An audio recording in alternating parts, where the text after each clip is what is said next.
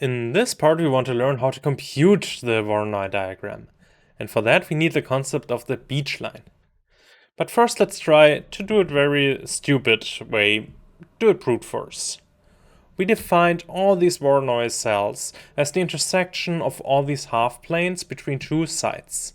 So we can compute one Voronoi cell by intersecting n-1 half planes. To compute this intersection, we can use the line segment intersection algorithm from lecture 2, which does it in order of n log squared n time. Or we can be a bit smarter and use the half-plane intersection from lecture 4 and do it in order of n log n time.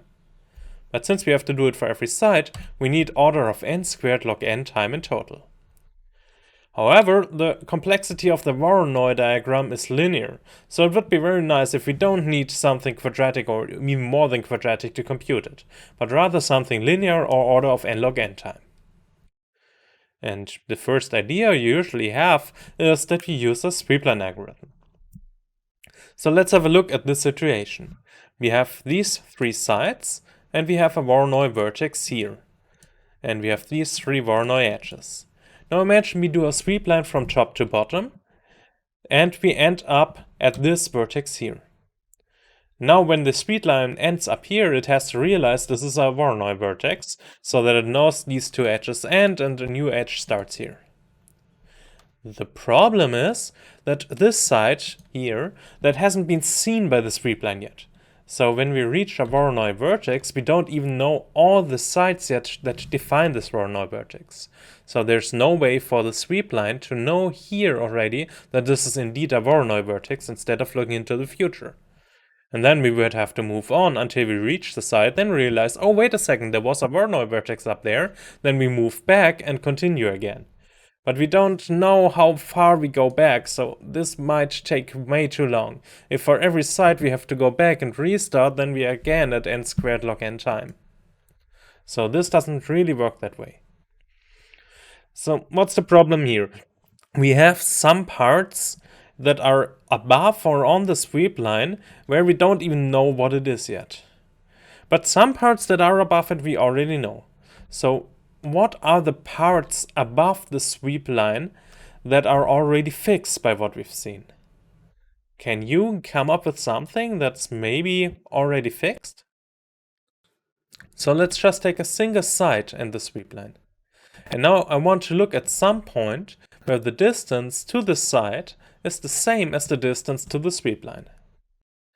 Now what do we know here?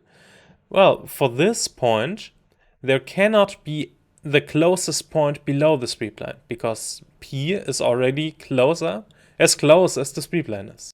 So every other point that comes in the future cannot be the closest point or one of the closest points here anymore. So for this point, we should have all the information. We should know what is the closest point, what is the closest side, or what are the 2 or 3 or however many closest sides.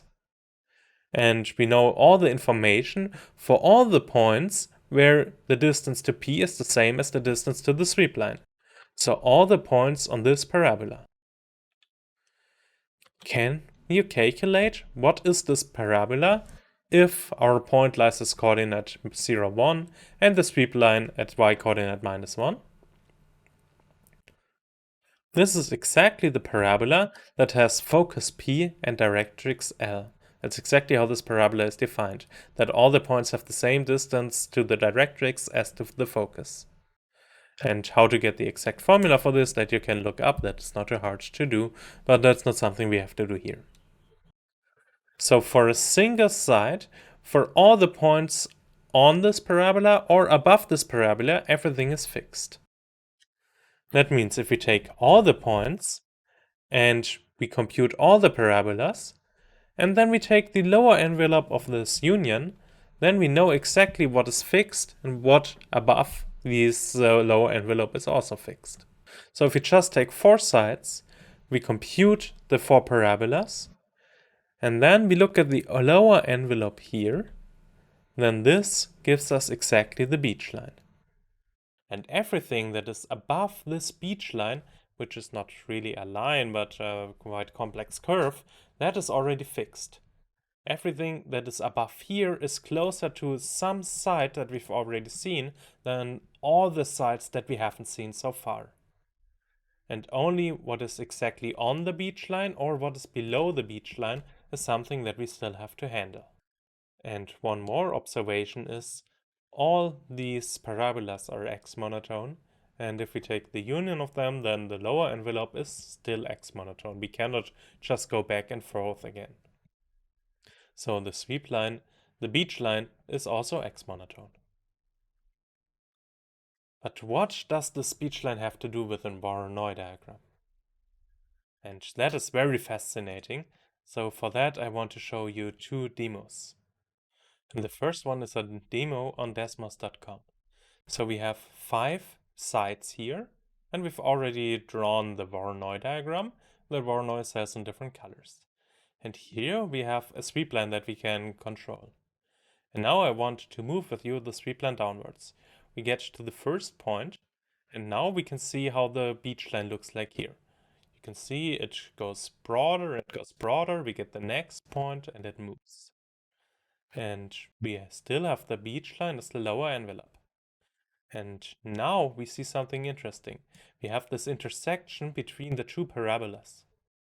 And where they intersect, for every point here at the moment, the distance to here is the same as to the sweep line. And the distance to here is the same as to the sweep line. So the distance from this point to this side is the same as to this side and is smaller than the distance to everybody else. So this point is part of a Voronoi edge. If I keep moving this, then you see that these intersection points give us exactly this Voronoi edge here. Up to the point where we reach the next point, the next side. Now the next side appears, and exactly at the coordinate, I don't know if I can hit it, but exactly at the point where it reaches it, the parabola starts from this point here. So now the distance from the side is exactly the same as the distance from this and from this side, the way we defined it. So now these 3 sides have the same distance to exactly this point. That means that gives us a Voronoi vertex. And we continue. Now the beach line is still the walled part. And again, these intersections give us exactly the edge. Until we get to the next side. And the side again defines us something. But now, as you can see, between these 3, there is a Voronoi vertex, which is here. This has the same distance to all these 3 sides. But we don't find it yet, because the distance to the sweep line is still smaller. So far we don't know if maybe there will be another side later that is closer to this one. Only if we keep moving, and now these parabolas, they will meet at this point. The orange and the blue parabola meet here. And now we're at the position where the sweep line has the same distance to this point as these 3 sides. So now we know this is a Voronoi vertex. And that way we can construct the Voronoi diagram just from the beach line and from using the sweep line. I also wanted to show you this YouTube video from Kevin Schaal, where he has an animation for a larger set of points, where you can smoothly see how everything looks like when you move the sweep line downwards, how the beach line looks, and how you create the Voronoi diagram on the way. And I think this is very fascinating. So let's go back to our slides. The answer is the breakpoints of the beach line trace out exactly the Voronoi edges. And new arcs on the beach line only appear through side events. They only appear when the sweep line reaches a new side. And that means that we have at most 2n-1 arcs at the same time, because the first side gives us exactly 1, and then every new one can split an old arc into 2 parts and gives us a new one. So we get 2 more for every side that we encounter. Also, we have these circle events. When the sweep line reaches the lowest point of a circle through 3 sides, whose arcs are consecutive on the beach line, Then we get to our circle event. Then we get our Voronoi vertex. And the arcs only disappear from the beachline at these circle events. And the Voronoi vertices correspond one-to-one to the circle event.